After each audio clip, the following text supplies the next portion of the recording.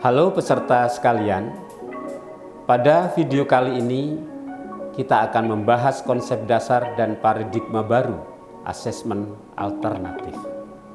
Coba bayangkan ya, kita sedang mengajar mahasiswa di kelas dan mereka begitu antusias mengerjakan proyek yang mereka pilih sendiri. Mereka berdiskusi, membuat produk, menulis refleksi, dan kita sebagai dosen tidak hanya menilai hasil akhirnya, tetapi juga proses belajarnya. Nah, inilah esensi dari asesmen alternatif. Selama ini, banyak dari kita mungkin terbiasa dengan asesmen tradisional, seperti tes tertulis, pilihan ganda, ujian tengah semester, ujian akhir semester. Tentu tidak salah, tetapi seringkali asesmen seperti itu hanya mengukur hafalan saja. Padahal di dunia kerja, mahasiswa kita dituntut untuk berpikir kritis, berkolaborasi, dan mampu menyelesaikan masalah nyata. Asesmen alternatif hadir untuk menjembatani itu semua. Ia tidak hanya bertanya, apakah mahasiswa tahu, tetapi juga bagaimana mereka menggunakan pengetahuannya dalam situasi nyata.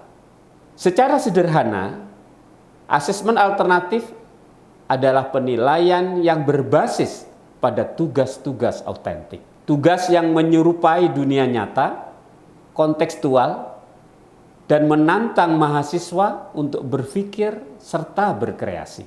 Misalnya, dalam mata kuliah komunikasi, alih-alih memberikan ujian tulis tentang teori persuasi, dosen bisa meminta mahasiswa membuat kampanye sosial nyata. Atau dalam pendidikan misalnya, mahasiswa bisa diminta menyusun rencana pembelajaran dan mengujinya langsung di sekolah mitra. Kalau kita bandingkan antara asesmen tradisional dan asesmen alternatif, pada asesmen tradisional biasanya fokus pada hasil akhir. Mahasiswa menjawab soal, kita beri skor, lalu selesai. Sedangkan asesmen alternatif menilai proses sekaligus produk. Dosen berperan sebagai fasilitator, bukan hanya penguji. Mahasiswa menjadi aktif. Mereka belajar sambil dinilai dan dinilai sambil belajar. Bayangkan, mereka tidak hanya mengerjakan tugas, tetapi juga menulis refleksi tentang apa yang mereka pelajari, tantangan apa yang mereka temui, dan bagaimana mereka memperbaikinya. Disitulah terjadi pembelajaran yang sesungguhnya. Selanjutnya, ada beberapa ciri penting dari asesmen alternatif. Pertama, autentik. Autentik artinya tugasnya relevan dengan konteks nyata kehidupan atau profesi. Kedua, kontekstual. Artinya tugas disesuaikan dengan situasi yang dekat dengan mahasiswa. Ketiga, menilai proses dan produk sekaligus. Dan yang keempat, berpusat pada mahasiswa. Mereka ikut terlibat dalam menentukan kriteria penilaian. Dan yang kelima, reflektif. Mahasiswa diajak untuk menilai dan memahami cara mereka belajar. Tujuan akhirnya bukan sekedar memberi nilai, tetapi membantu mahasiswa menyadari cara mereka belajar sendiri. Memberi ruang untuk berpikir kritis, kreatif, dan kolaboratif. Kalau asesmen tradisional, fokusnya pada what they know. Sedangkan asesmen alternatif lebih menekankan pada what they can do. Sebagai contoh misalnya, dalam perkuliahan berbasis proyek, kita bisa meminta mahasiswa membuat produk nyata. Misalnya, membuat aplikasi, karya seni, laporan riset, atau program pengabdian masyarakat. Semua itu menjadi evidence of learning yang jauh lebih bermakna daripada sekedar angka ujian. Untuk menjalankan asesmen alternatif dengan baik, ada beberapa prinsip yang bisa kita pegang. Pertama, authentic assessment. Pada ciri ini, gunakan tugas-tugas yang realistis dan bermakna.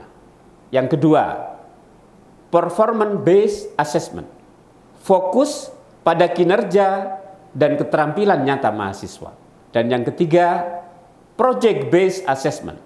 Kita dorong mahasiswa untuk berkolaborasi dan berkreativitas melalui proyek kompleks.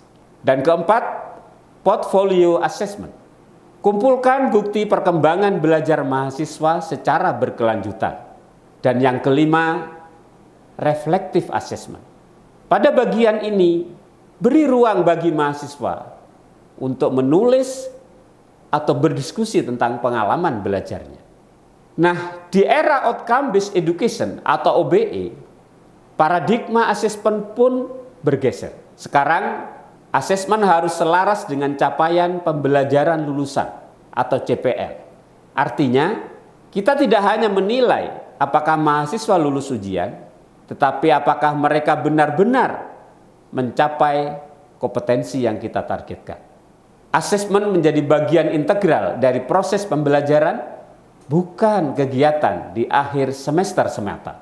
Kita tidak lagi hanya melakukan assessment of learning, tetapi juga assessment for learning dan assessment as learning, di mana mahasiswa diajak menjadi pembelajar reflektif. Mereka tahu apa yang sedang mereka pelajari, mengapa itu penting, dan bagaimana mereka bisa meningkatkannya. Tentu saja tantangannya tidak kecil. Butuh waktu lebih lama untuk menyiapkan rubrik yang jelas, memberi umpan balik formatif, dan memfasilitasi refleksi. Tetapi hasilnya sungguh luar biasa. Mahasiswa menjadi lebih mandiri, lebih sadar akan proses belajarnya, dan hasil belajarnya jauh lebih bermakna. Jadi, kalau hari ini kita mulai berpindah dari tes tertulis menuju tugas-tugas kontekstual, kita sebenarnya sedang mengubah paradigma pembelajaran di perguruan tinggi. Dari menilai hasil menjadi mendampingi proses belajar. Dan itulah inti dari asesmen alternatif, yaitu membantu mahasiswa bukan hanya untuk mendapatkan nilai, tetapi untuk menemukan makna belajar itu sendiri. Terima kasih sudah menyimak. Sampai jumpa di topik berikutnya. Kita akan membahas jenis-jenis asesmen alternatif.